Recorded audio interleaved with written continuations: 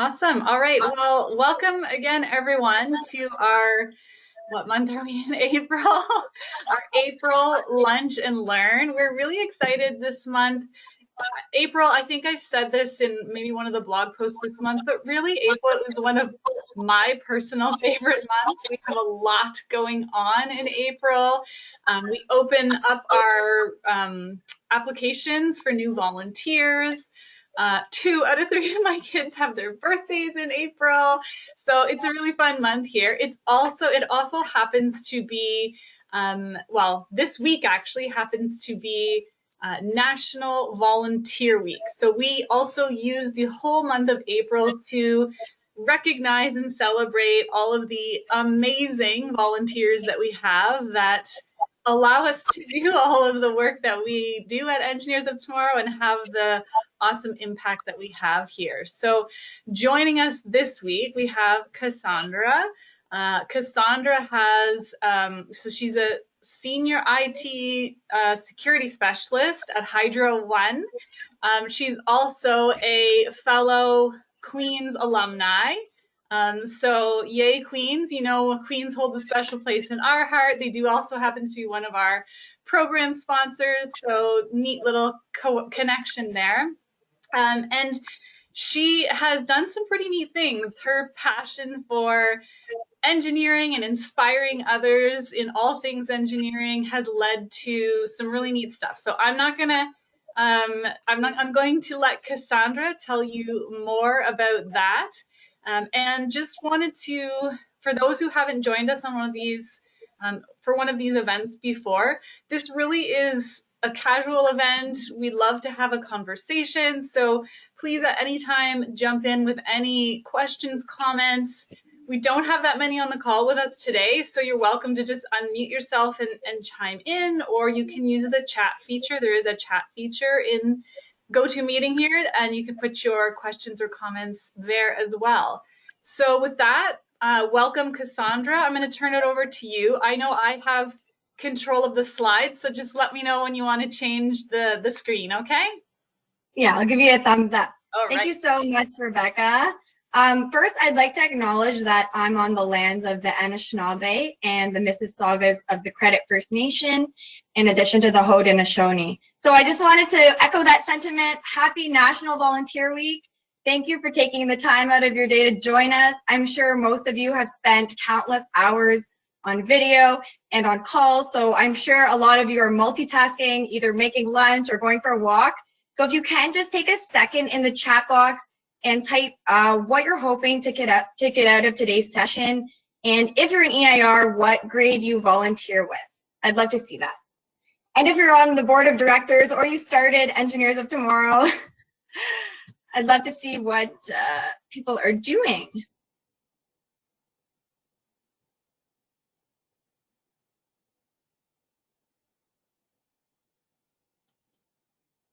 Okay, so I'll let people type in the chat box. Rebecca, could you just hit the next slide?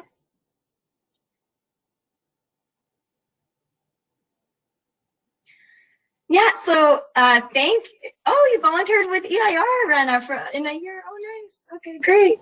Yeah, so thank you, Rebecca, for facilitating this event and really fostering a culture of knowledge sharing and connecting professional engineers and volunteers throughout this entire pandemic. I don't know if people thank you enough, but you are truly an amazing human. I think Rebecca and I are very similar minded. We're both strong-willed, both very optimistic, and we both took the same approach to the pandemic, the challenge accepted approach. We continue to inspire youth and inspire our future engineers. Let's see what people chatted in the box. Yeah, great. I know some of you don't, you know me, but I just thought I would just share on the slide you're looking at right now. That's my daughter. Right? Yeah, exactly. I wanted to say that is Rebecca and her daughter. Yeah. Great. Next slide.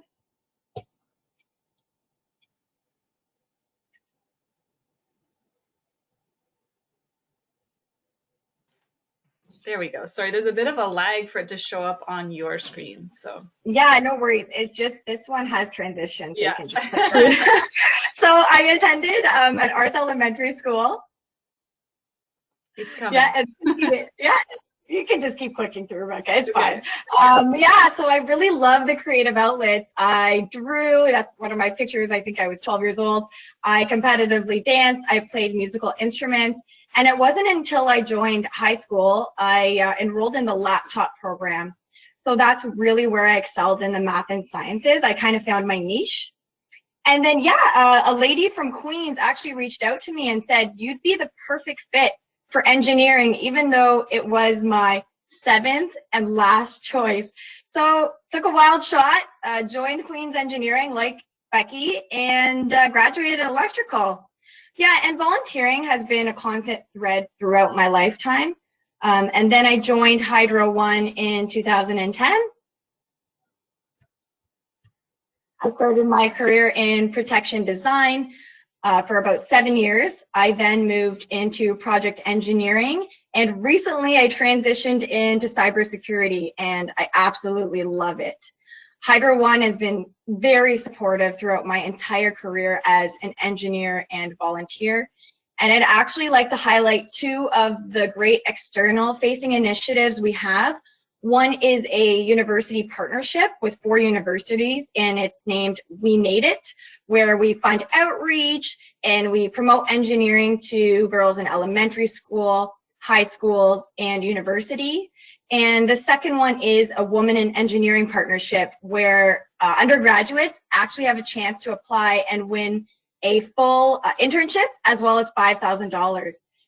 So yeah, you can see my career and my life have been pretty linear, which is interesting.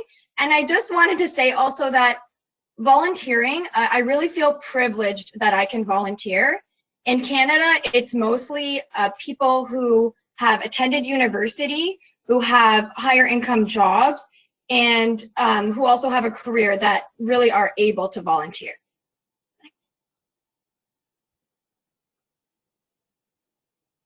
So if you agree, just send a smiley face. I'm trying to make this as interactive as possible.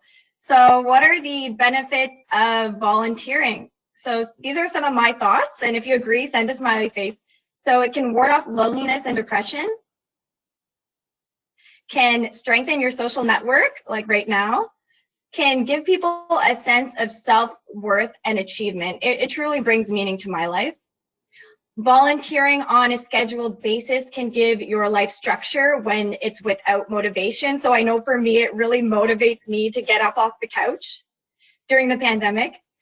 And volunteering outside can reduce stress and anxiety, also could improve your mood. It really improves your communication skills. I know there's some EIRs. I think, Dave, you said you volunteer in Scarborough. I remember my first day in my EIR class, I was super nervous to present. And then as the years went on, I just became way more comfortable presenting to the kids. It also increases your knowledge. I learned a lot as an EIR in terms of different types of engineering. And I actually learned how to TikTok. So I'm not sure if any of you know how to TikTok, but you can add us, Camp Engies. And I hope you're smiling behind those webcam covers. And it directly impacts a community or your community. The next slide, Rebecca. I'm not sure if you're going to be able to see this. It rotated it in a funny way, but feel free to play it. Sorry, I'd skipped ahead. No worries. Hold on. Yeah. Okay, let's try this again.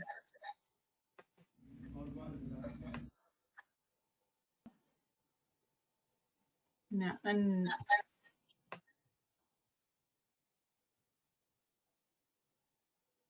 At the bottom, there's just a play button. Yeah. Hello?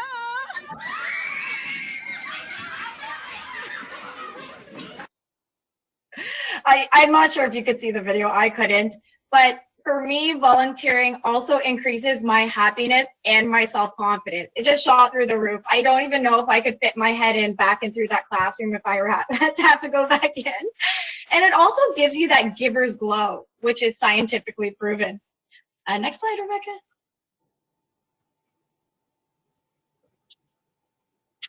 Yeah, so throughout my career, I volunteered as a corporate engineering ambassador. I volunteered at a ton of events. I volunteered for Women in Engineering conferences, Women in Engineering and Science events. I volunteered for roundtables at different universities. I even judged at the Ontario Engineering Competition. And unfortunately, with all this increased outreach and initiatives, the percentage of undergraduate women in engineering, it still remained the same, around 20%.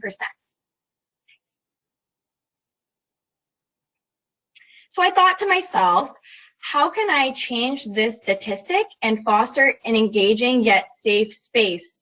So I founded Camp Engies, which was originally a 2-day, 1-night event to promote engineering to young girls with the intention of increasing the number of women and percentage of women in engineering in Canada.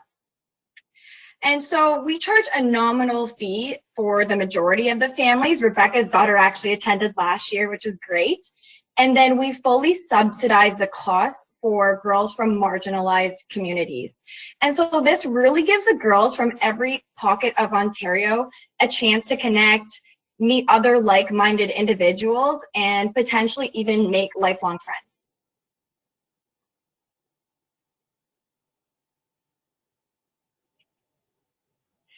So yeah, for the first 2 years in person, it really allowed the girls to connect engineering to everyday life. Dyson sponsored us, and you can see here the girls are disassembling and reassembling the Dyson box. When you go back in person, you can reach out to me. We can connect you with Dyson.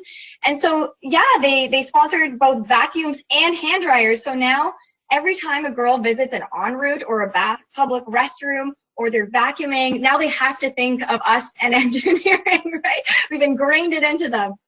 Next slide.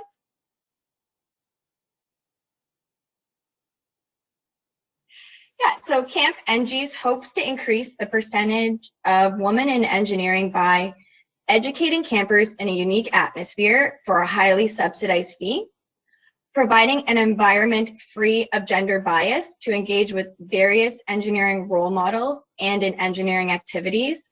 And finally, introducing our campers to lifelong engineering mentors and allies. Rana is on the call. She is actually a camp counselor and on the board of directors as well as you, like similar to you, Jamie. Next slide.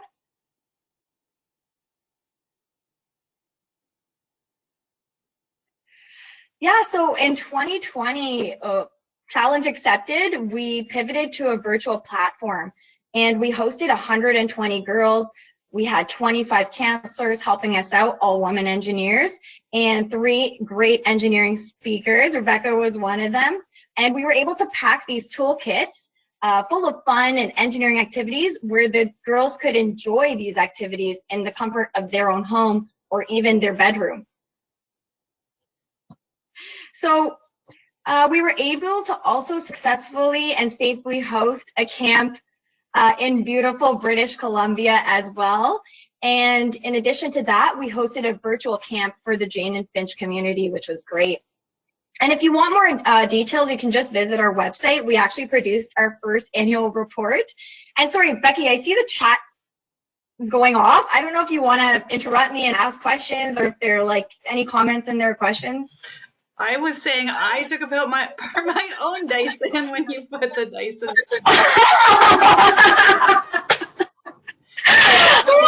If it's working when you put it back. Was it working or you took it apart because it wasn't working? It wasn't working. I had to fix it. And then my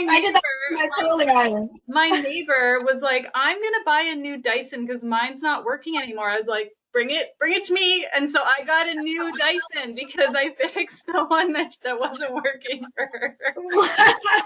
Congrats. See, there you go. So we can even teach girls how to fix their own Dyson as well. Exactly. And it's the first time they even use a screwdriver, Rebecca. Like I didn't use a screwdriver when I was that young, right? Like 10. Yeah. So why is Camp Engies different than other existing STEM camps, right? What's our secret sauce? So we are 100% volunteer powered. And as you can see, Camp Engies is hosted by a team of successful, well-rounded, gorgeous women from different experience experiences, ethnicities, and stories. So it truly just makes us relatable. And also we connect these role models with the counselors. They're going to support them throughout their lifetime. I even acted as references for a few so they can connect, you know, through social media or email. And we also choose engineering speakers who chose varying career paths. So business owners, doctorates, undergraduates, women who work as an engineer, and even celebrities. I actually went onto LinkedIn to see how many mutual connections Rebecca and I have, and can anyone guess? This girl is a celebrity. It's insane. We have 82 mutual connections. She's happy with that. Next slide.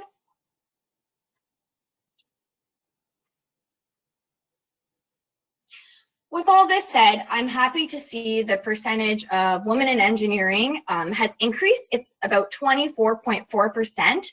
However, we still have a long way to go.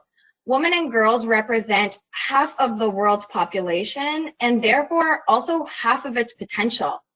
So men, we need your support. You can work alongside women to achieve gender equality and embrace healthy interaction.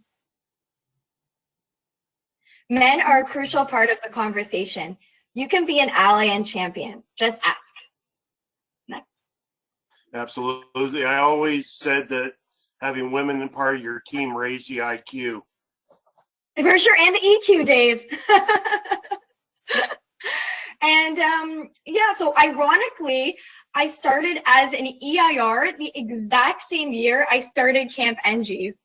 So it really allowed me to grow as an engineer, and it also reignited my passion for teaching and interacting with children. Can you imagine walking into a class that's, you know, screaming your name? You feel like a celebrity every time, right? So yeah, the EIR program, it also allowed me to bond and connect with my mother on a professional level. My dad and my brother are both engineers, so we obviously share a bond. So it was really great to see my mom, you know, at least once a month. Next. I love the engineering design process, and I think all of the people on the call are engineers. It can be applied to your day-to-day life, your volunteer work, or your professional life. I think you can really see that the growth and evolution of Engineers of Tomorrow and Camp Engies have followed this engineering design process, and I just wanted to throw it in there. Next. So this is our website. Just go visit it right now. And just remember that volunteering can really help you build confidence, connections, and community. And the power of one, the value of many. Thank you. Thanks, Cassandra. That's the theme for the National Engineering Week this year. And I thought it was just really a nice way to think about it, right? The value of one, the power of many, and it really is true. And the grassroots model that you're using is very much similar to what we do at Engineers Tomorrow and our grassroots model. And the power of that model is it's just so impressive to watch it happen, watch it unfold. So I don't know if you wanted to scroll back a little bit through the chat. There was lots of good chats going on there. Beyond just my Dyson story. Yeah, I'm glad a few people joined us today. I was thinking it was just going to be Rebecca and I, so it's nice to see all the chats and engagement here. Yeah. So Erica was pointing out that this was actually before my time with EoT, but EoT was part of We Made It, part of the original research launched the work that they're doing. And Erica, you might remember this too. That's one of the first reconnect points that you and I had. Erica reached out to me to be a We Made It volunteer.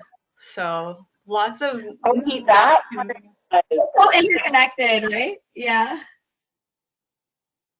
Very cool. Yeah, I'm trying to remember. That would have been maybe 2014 I think I didn't have children, so I'm trying to benchmark off of that.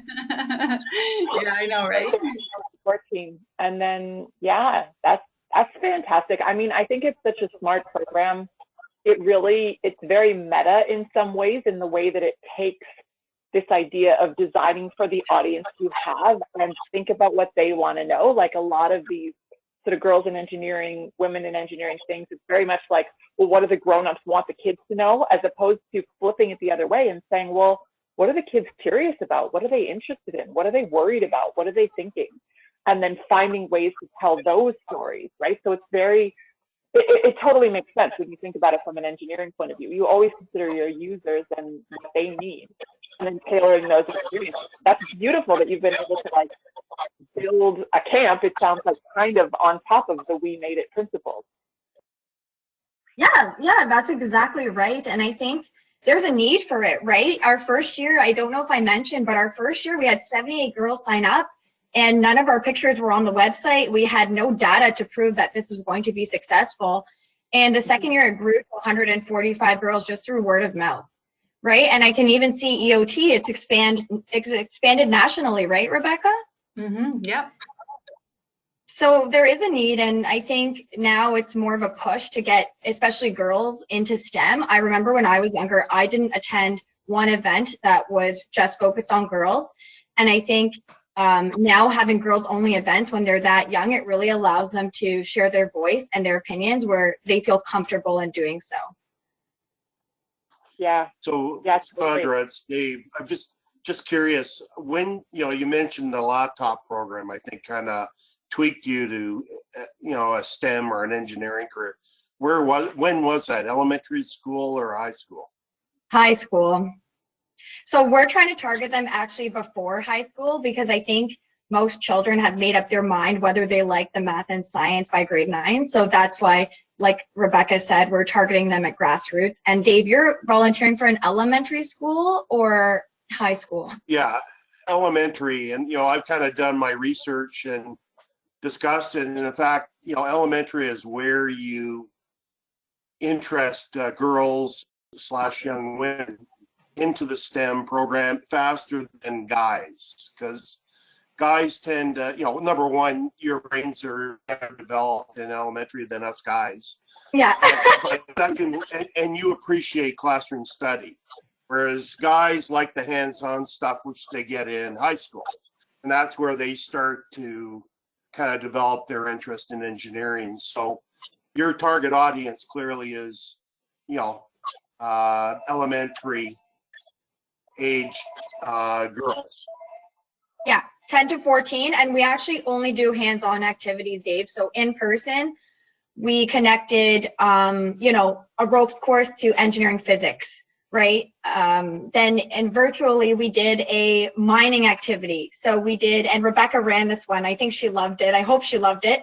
So we did, chocolate pudding, worms, chocolate rocks, crushed Oreos, and then we put little silver dragée balls for nickel, and they had to mine for them, right? And then green sparkles on the top for grass. So we actually only host hands-on activities. We really feel that their engagement, especially when they're eating and they're growing, right? So they love eating and learning. So if they're hands-on eating and learning, golden. I'm not sure if you're allowed to bring snacks into your classroom, Dave, though. I think that's not these days. Yeah. Yeah, it really depends on the school and the teacher, I think. Yeah, for sure. So Cassondra, what have you done to deal with the curveball of COVID? Yeah, we hosted a virtual camp. So those boxes, Rebecca, if you want to go back a few slides. I really love the model. Oh, it's just being slow, sorry. But the model of the camp and connecting to real people and real stories combined with the at-home kit. I really love that model. I think, there's some organizations that are trying to fill that void with just creating activities and creating kits, but it's missing the piece of the person behind it. Interesting. Yes, I did see Kiwi kits online.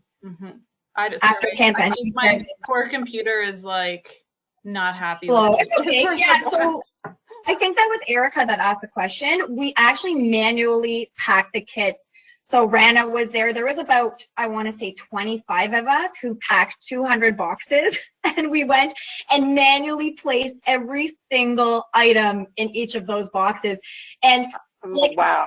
Engineering design process, Rana's going to lead that. We're going to make it bigger and better and have some QA/QC, so none of the girls are missing any of the items. And then what we did was we hosted the pickup at Fairview Mall, and then all the parents, that was kind of like the intersection between all the highways and the subway. All the parents came and picked up the kits. Got it. Okay. So they were doing it online, but they had the hands-on component because you gave them the materials. Exactly. And I guess these aren't girls that would have known each other before, right? They were new campers to the program as of I want to say there were about 30 or 40 returning campers, and the rest, yes, were new. Oh, okay. Yeah. And yeah, from all over Ontario, and even a Canadian in New York, I mailed her the box. It was $100. So I really hope she got a lot out of the camp. Yeah. You can say you're international now. Yeah, exactly. I was actually going to ask that, Cassondra, because I know you have plans again this year to do things virtually just because of where we are and maybe some of the advantages of doing that. And I know because you and I have talked offline about some of the other areas you're reaching out to. So you're still planning to have that same like kit included with the experience, and like what sort of logistical challenges are you anticipating there? Well, hopefully we'll be able to congregate in person, right? Because I'll be packing all of those kits alone. So we're planning. So we're planning to pack those kits in May, right? The end of May. Yeah. And yes, so we're going virtual for Ontario. We're hoping to host an in-person camp in the fall in BC still. That was a hit. And as well, we're actually taking it out virtually to Nunavut. So we're doing a one-day pilot program with the girls in Nunavut this year as well, which will be very special. Yeah. Yeah.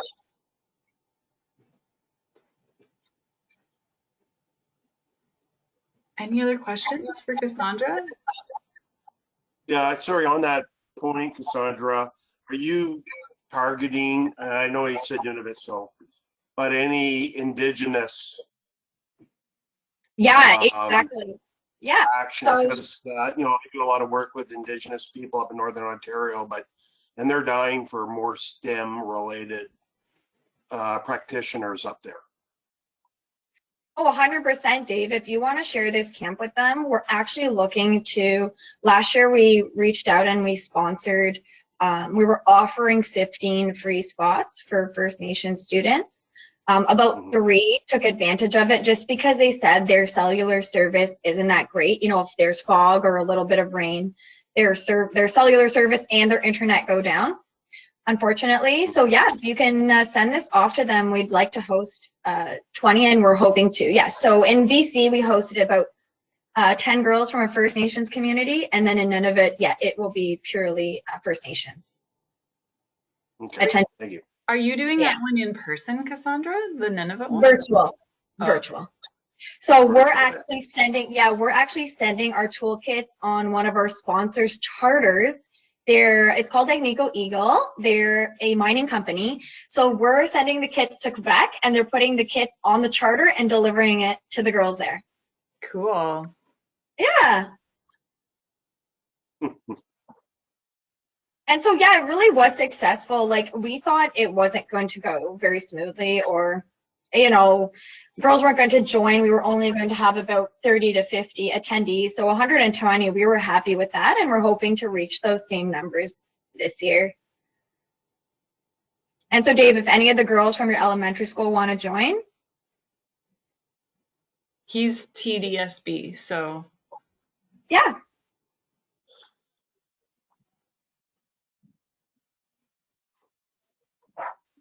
Cassondra, it's Erica again. I feel like I could talk to you all day, but I don't want to take up too much space. I would really love to see your face. Yeah, here I am. Hi. So I'm curious if you could say a little bit more about the power of the girl-only space. I know there are probably going to be some people that are grumbling and saying, well, what about the boys? And then we send them to Engineers of Tomorrow, right? So there's a good synergy there, I think. But I'm curious about just how you think about the advantages of a girl-only space. You were mentioning like it gives them a voice and it lets them engage in a different way. I'd love for you to just say some more about that. Do you have some examples? Yeah, and I think that even starting off like at a young age, us girls, we've only really seen, you know, doctors, teachers, and lawyers as professionals in the industry. And unless you have a parent like I did or a family member in engineering, you're not really exposed to engineering in general. So by having women engineering only counselors, and literally from so many different countries with different experiences and stories, and some who actually came as refugees, when you are a refugee yourself, you can directly relate to that person and say, hey, I can see myself, you know, being exactly like them. It's like growing up and not having, you know, BIPOC representation on TV. I couldn't envision myself ever on TV. I never saw that, right? So just increased representation and having all these role models at the camp, it just allows the girls to really look up to them. And what are your thoughts on that, Erica, as a woman engineer, right? Yeah, for sure. I mean, I think that representation piece is so powerful. It's gonna raise the bar for everybody, like just kind of make it more possible for, I think about it as like getting the activation energy, you know, like enough girls are gonna be able to get over those barriers and really give engineering a shot if it's something that appeals to them. Because I believe, as I think you probably do too, that so many of us are natural born engineers, we just don't know it. And the messages we get about engineering are just so disconnected and based on stereotypes and largely outdated and male, you know, and as are many, you know, many activities that girls might like. So I guess I'm thinking about a grade 7 girl that I met at an event a couple of years ago. And she talked about the fact that she really liked chess clubs. And she happened to be the only girl that was in the chess club along with all the boys. And one of the teachers, I think it was a female teacher, made a comment to her about, well, why do you have to do that? Because you're distracting the boys. Like, why do you have to be a part of the chess club? And honestly, like, it is kind of funny, I guess, but it also really made me angry. Like, she has as much of a right to be there as they do. And I think at Engineers of Tomorrow, we're really about promoting that collaboration amongst people of all genders, you know, like we don't necessarily dwell on the differences between boys and girls as much. Like it's really our vision that girls participate equally alongside the boys. But this was really an eye-opener for me because I was like, oh my goodness, girls are so young and they're getting all these messages from the grown-ups that are supposed to be supporting them to be all they want to be and follow their interests and things. But the culture that they're inside has so much gender in it already, and they're getting these messages already to get back in their box of what girls are supposed to do. So anyway, that was kind of what I was getting at, and I just love the idea that you're creating the opposite of that. Yeah, we are. We truly are. And to your point, yes, there might be some grumblings, but our mission is to increase the percentage of women in engineering, right? And I think 30% is that tipping point. So when we see 30%, yes, we can host another camp for, you know, boys only or co-ed. But right now, we're just creating that safe space for the girls to feel comfortable in their own skin and asking questions that they might not necessarily ask in class or at chess club when they're surrounded by 60 boys, right? I didn't go through electrical engineering talking about my clothes, my hair, my makeup, just talked about sports, you know, cars, I don't know what else, anything that was all, you know, on TV. You got to code switch when you're in the minority. Yeah. I really think there's a place for, like, it's sort of like a big puzzle and we all have a piece to, like, we're all a piece of that puzzle, right? Like Cassondra is doing amazing things with Camp Engies, and those girls that are struggling to see themselves in that kind of a role, that fits that need. And for the other boys that want to be allies, or maybe there's boys who also don't see themselves in engineering or are also getting the wrong messages about engineering. Well, hey, there's Engineers of Tomorrow, and there's other things that exist. So I don't think we have to keep recreating the wheel, so to speak. Like, I really love that we're able to collaborate with Camp Engies and work together to collectively, you know, move the needle, move the dial, whatever all those fancy words are. And I also, the whole time you were talking about that chess story, Erica, I was like, well, obviously they hadn't seen the Queen's Gambit yet, right? This was Queen's Gambit. This Yeah. before that. This was at one of the math gurus math workshops. It was a group of grade 7 girls talking about their experiences. Girls who like math. That was kind of the self-selection criteria to get into that room. So really interesting, very feisty group of girls. They made their own t-shirts in the workshop. They made their own songs. Really powerful to see them creating their own stories that they could, you know, express themselves and then also see themselves in those stories right away.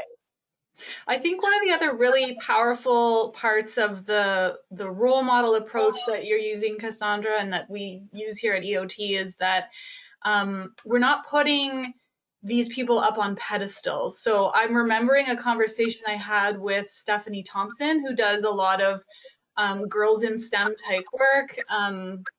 Anyways, she was telling me, she was relating a story of being at an event, some sort of conference or something. And again, it was trying to pass along those messages of, you know, girls can be in STEM, that sort of thing. But what happened was there was some sort of technical difficulty that happened during the event. And Stephanie was one of the presenters. And she, as an engineer would do, just, you know, didn't overreact, didn't freak out about it, just stayed calm, and they somehow resolved it and went on. And one of the girls approached her afterwards and said, I was so amazed, nothing to do with the content, but what really stuck with that participant was the fact that there was a failure and he just went on with things. So they could see that role model, that person, as a real person, a real relatable person that they can, like you said, Cassondra, they can start to see themselves in those roles. Yeah, that's exactly right. And hopefully we'll be able to collect the data next year and see how many girls we did motivate to enroll in engineering or even STEM, and we'll take full credit for it. I'm just telling everyone now. But yeah, like, it's really important what you're doing with engineers of tomorrow, and even getting in the classrooms and exposing them to, you know, the wonderful world of engineering. Because I'm sure half the students, if you ask them to describe an engineer, they would describe the exact same person and thing, right? Yeah. A man at a computer with glasses. Yeah. Well, I'm just keeping an eye on the time here. So we got about 15 minutes left that we had booked. I'm curious, Cassondra, if you might talk a little bit more. You talked about it a little bit at the beginning, but the impact of your own personal volunteering on your own identity, like how it's made you feel maybe more closely connected to engineering, or like the impact that volunteering has had on you and your life and your perspectives, that sort of thing. Yeah, I think I had a whole slide on the benefits, and that was from my point of view. It really hit the mark. So volunteering for me, I don't think I can go a year without volunteering, and I don't think I've ever gone a year without volunteering. It just brings you closer to your community. You meet other similar people with similar interests. And like I said, you just have that giver's glow. You just leave feeling with a sense of confidence, obviously, and pride. You know, I brag about volunteering. It's so fun for me to be able to give back.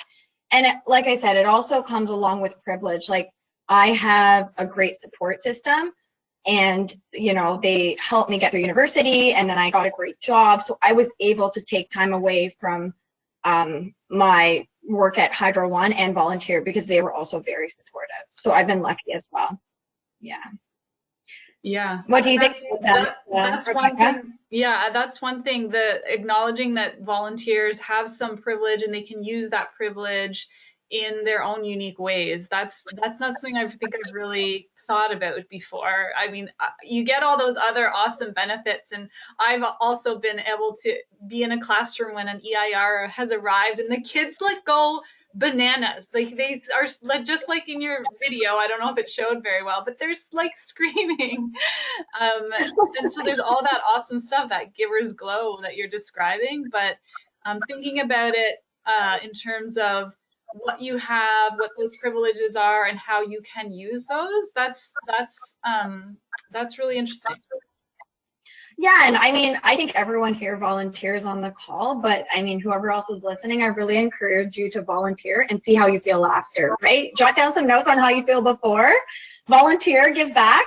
When we traveled to BC to volunteer, I said it was the first time I traveled, and not for pleasure, but traveled for pleasure and then volunteered. It just made the rest of the vacation mean so much more. I don't even think I can put words to it. Just the feeling of giving back to that community, feeling like you've done something good, and then being able to enjoy your vacation. So, I love have you that. been Engineers with Border or Without Borders or any of those things where you volunteer on a vacation? I haven't. What's that mean? I can speak to that, yes. My story, pardon me, I did the vacation first and then the volunteering after, because I was really at a crossroads of my engineering career. I had sort of done 10 years in manufacturing and mining, and I did an international assignment, and then shortly after that I left the company and really was questioning my place in engineering. I mean, do I want to do this? Does it feel right? Is it in alignment with my values? Is it the contribution I want to make?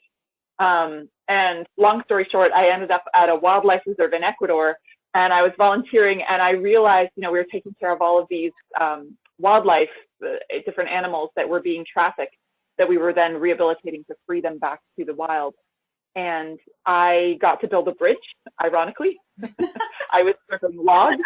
I was working my butt off. It was some of the hardest physical labor I've done in my life. And I saw all kind of opportunities to protect health and safety of the volunteers. And I saw opportunities to improve emergency preparedness. And I saw opportunities to eliminate waste from the workflow that we were doing every day. In short, my engineering brain was still working, even in the middle of the jungle.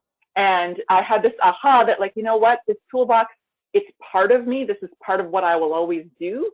And I can pick up this toolbox and take it somewhere else if I decide that the work I've been doing isn't fully satisfying to me. So that's kind of the dream, of that, you know, you can take your engineering skills and your mindset and your toolkit, your desire to make things better, and put it toward anything that you want. And that was a little bit of the reason behind Engineers of Tomorrow. I did another project in Argentina, which was great as well, that was engaging with helping people lift people out of poverty using kind of engineering and entrepreneurship. So wow, we would love to take Camp Engies to Argentina if you have any connections there. I would love the heat right now. It snowed yesterday, but I'm looking forward to the teens and temperature. And I think you hit the nail on the head, Erica. Engineers are very creative, so that's another message we try to give to our kids, is that you don't necessarily have to be amazing or stellar at the math and sciences. You just have to have that creative thinking or creative brain, because all we do is come up with solutions for problems. Right? Yep. And so, like you said, you're applying it to other lines of business. That's why I took the risk and I moved into cybersecurity, knowing that I can apply the engineering design process to whatever job I'm in. Yeah. Absolutely. No, I love that. And, you know, I was volunteering with my local chapter here in Waterloo, and I met one of my fellow committee members who came right out and said it. He's like, you don't have to be that smart to be an engineer. And it was the first time I'd ever heard anyone say that. And I was like, oh, this was Rich, Becky. You know him as well. And it was the first time I'd heard him say, like, wow, let's maybe get a little bit, like, let's unpack that a little. Like, we have this sort of prestige or like little swagger that we have, because look at us, we know our math and whatever. Like we're sort of better than other people. I know that's like, it's supposed to be in fun, right? The interdisciplinary rivalries and stuff, you know, certainly it's part of the spirit of the undergrad experience. But when you come back to it, I think it's something we really feel needs to change about the culture of engineering, that we're not smarter than other people. We have a specific skill set that's cool and it's valuable and it's great to be proud of it.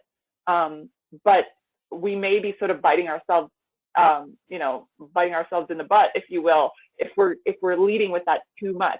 So we're very explicit about turning that upside down and saying, like, we want to be realistic. Like, yeah, you do have to have the marks. Unfortunately, that's still part of the system that these kids have to navigate. But try not to let it become an intimidation factor, because that's not really what engineering is about. It's not about getting great marks. It's about solving problems, like you said, and being creative and having that belief in yourself. It's not the whole story. Exactly. Yeah, I was talking to a bunch of grade 7s, and I said to them, I'm not that strong in mental math. Like, how many of you struggle with mental math? I'm like, I need to use a calculator. I am not strong. My husband, very strong, like extremely strong. You don't want to play cards with him. But just to be like, I think it's powerful for kids to hear that. Oh, there's someone who's gone through and studied engineering and worked in the industry, and she's telling me that she struggles with mental math, just like maybe I do. So I think it makes a difference. I feel like those stories are almost more important than the content. I'm sure you and Cassondra have had this conversation, Becky. Like, we put together these activities and we want it to be so great, and we want them to get this aha out of the whatever it is that we're doing. At the end of the day, you make a comment like that. Or I remember I did an in-person talk to a bunch of, I think they were grade 8, and a girl came up to me afterward and she said, I could tell you were an engineer because you're not wearing any makeup. Pardon? So luckily, because I have a thing that I do, I say, hey, I'm an engineer. Can you tell that I'm an engineer just by looking at me? And I'm sort of inviting them to think about their perceptions, but I'm also getting them to look for this. That's kind of where I take the lesson. But anyway, as it happened, I had been at a singing competition the weekend before, and I still had my false eyelashes, like the eyelash extensions on. So I wasn't wearing makeup, but it was because my eyelashes were like, boom, already there. Didn't need any makeup. And I showed her a photo on my phone afterwards. I was like, this is me this past weekend. And I had like full face makeup on. She's like, whoa, you do that? Like, yeah, I sing. I'm part of a group. Oh, that's really cool. So, well, sing at our virtual, do you want to sing at our virtual fireside activity this year? I don't usually do solos, but we could talk about that. I feel like kids remember that stuff maybe more, unfortunately, than the content that we put together. So we even did, yeah, exactly. And on that point, we actually even did a dance. So we related it to computer engineering, like 4 loops. We're going to throw in bugs this year. So we taught them a series of dance steps and then made a computer program out of it. So girls who weren't necessarily, great at the math and sciences or building a bridge, they could dance. And I think some of the girls really enjoyed that as well. Like arts related to, engineering. Yeah.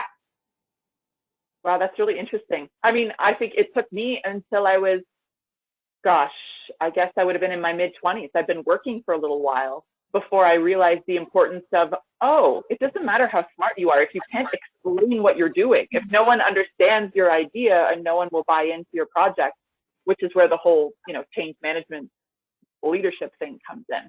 That's really neat that you're able to kind of weave that into the activity as well. Everybody's got their part to play, right? Okay, yeah, we've sure. got just a few minutes left. Are there any last questions for Cassondra before we wrap up?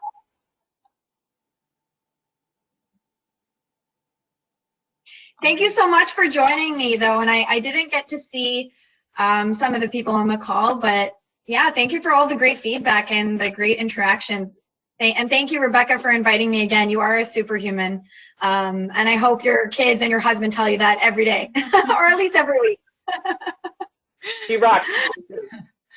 Well, I'm really glad you could join us, Cassondra. It was really special for us to have you, especially this month when we're going kind of above and beyond to recognize all of our passionate volunteers that really are the heart and soul of Engineers of Tomorrow, and inspire not just the kids but other people to step up and do some volunteering. So just want to thank you for that and all the work that you're doing. Stay tuned for everyone on the call for some possible future collaborations. We've got some things that in mind that we're thinking about doing together. So stay tuned for that with EoT and Camp Engies. And wanted to take a second just again to thank our program sponsors who also helped to make all of this work possible. We have, I mentioned already, Queen's Faculty of Engineering, support from them, as well as Woodbridge Foam, Smith and Anderson, and Linamar. So thanks so much to all of our sponsors. And thanks to everyone for joining us here today. As I mentioned, we are happy to have you, and you are welcome to help us spread the word. And we are recruiting for more volunteers right now. Our applications close at the end of May. So please reach out to your friends, your networks, and let them know that across Canada now we're accepting applications for volunteers. All right, thanks so much, everyone. Have a great weekend. Thank you. Happy National Volunteer Week. Happy National Volunteer Thank Week, you. everyone. Thank you so much. Thanks. Great job, Cassandra.